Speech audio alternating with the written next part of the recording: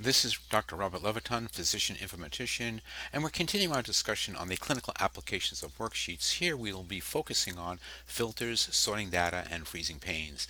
In filters, we'll learn how we can use filters to query our data, and sorting data, we'll learn how to sort by different features within the spreadsheet, the order of the sort, and even creating custom sort lists. And freezing panes will allow us to better view our data in a more succinct manner.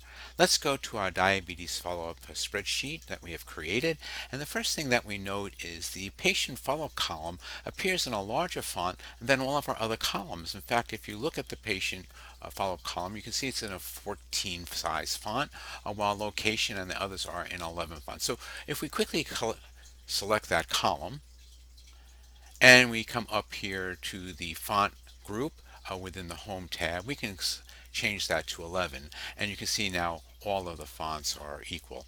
Another feature to look at is if you come over to highlight all of your items and you click on your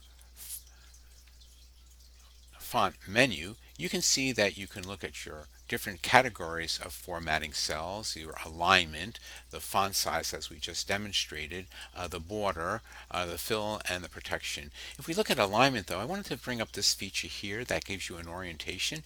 If you find that you need to change the orientation of your cell headers, you can do so and you can bring them up in this manner. This may help sometimes in creating visually pleasing presentations. So let's just come back here and change the alignment back to 0 degrees. If you look at your hemoglobin A1C, notice how many decimal points it's been carried out to. And so if we come down here and take this all the way to the bottom,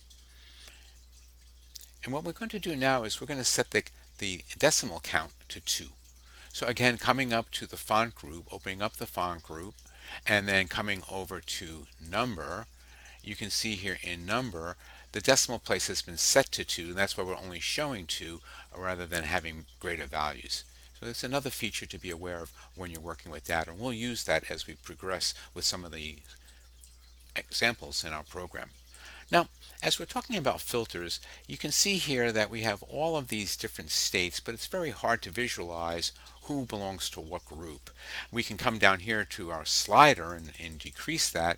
It really doesn't give us an ability to really sort this data in any way that was useful.